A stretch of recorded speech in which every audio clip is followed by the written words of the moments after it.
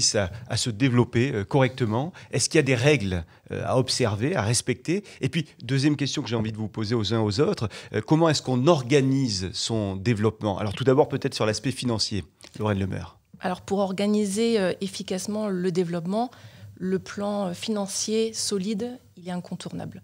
Il va falloir aider à prévoir les coûts, à sécuriser les financements et à gérer les ressources de manière optimale, assurant une croissance durable et structurée. Et sans planification aucune, on risque de sous-estimer les ressources et de compromettre tout simplement la croissance. Donc il va falloir explorer plusieurs options de financement, comme le prêt bancaire, les investisseurs privés ou des partenariats stratégiques. Et en gérant les flux de trésorerie de manière efficace, on va pouvoir avoir une visibilité sur les périodes de croissance rapide et anticiper les imprévus.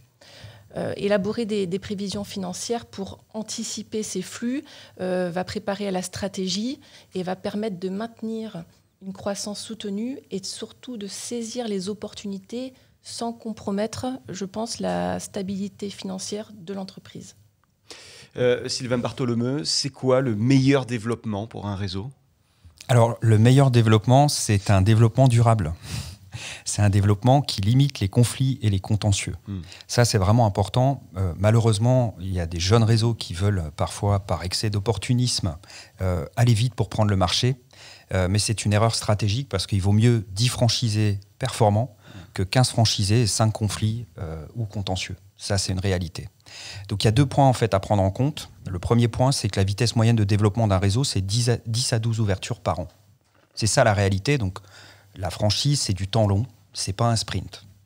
Deuxième élément important, soyez vigilants, votre vitesse de développement est capée par votre force d'animation. Des fois, on veut accélérer, on dégrade l'assistance, on dégrade l'intégration, et là, on fait des franchisés peu performants.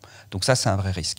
Il y a un troisième point, j'appelle ça l'excès d'opportunisme, et parfois le recours excessif à l'externalisation.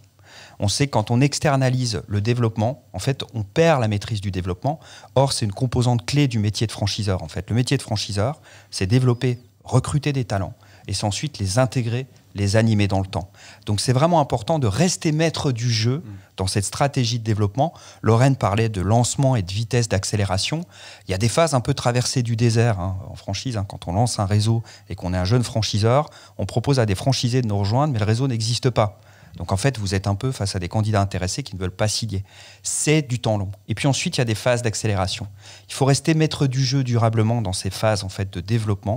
C'est essentiel. Donc méfiez-vous de l'excès d'opportunisme et pensez bien que votre vitesse de développement est capée par votre force d'animation. Et dans ces phases de développement, l'aspect juridique est primordial, François Luc-Sémon? Oui, alors pour rebondir sur ce que vient de dire Sylvain, j'aimerais confirmer que la qualité du développement ne s'apprécie pas seulement en fonction du nombre d'ouvertures des unités. Ça, c'est ce qu'on voit, c'est facile à compter, on sait qu'on en a fait 15, 25, etc. Mais ce qu'on oublie, effectivement, c'est que parfois, il y a un phénomène, mais qui n'est perceptible que plus tard, qui fait que lorsqu'on a ouvert trop d'unités, on en paye les pots cassés, par exemple par des contentieux, et donc des difficultés beaucoup plus lourdes.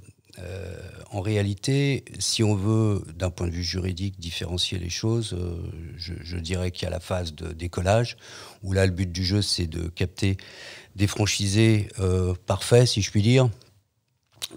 Ça, c'est les critères qui n'apparaissent pas dans le contrat de franchise, mais qui sont préalables et qui doivent être respectés par le franchiseur qui veut réussir. Ce qu'on va prévoir dans le contrat, c'est des clauses qui peuvent conférer des avantages aux premiers franchisés qu'on appelle les pionniers. Voilà. Pour ce qui concerne la phase de croissance, c'est un peu différent. Là aussi, on poursuit un objectif de qualitatif sur les emplacements, les franchisés, qui sera d'autant plus facile d'ailleurs à trouver et que la phase de démarrage, de décollage aura réussi. Et ce qu'on va prévoir cette fois-ci dans les contrats, c'est plutôt des clauses qui vont inciter les bons franchisés, ceux qui respectent le savoir-faire et le concept, à ouvrir de nouveaux points de vente dans des conditions facilitées. Et puis il y a la phase enfin de maturité, où là il s'agit de se remettre en cause, de revisiter le savoir-faire, les outils, la formation initiale, la formation continue, gérer le turnover, gérer la masse, et les problèmes peuvent changer de nature. Et là, le contrat doit aussi pouvoir s'adapter à cette évolution.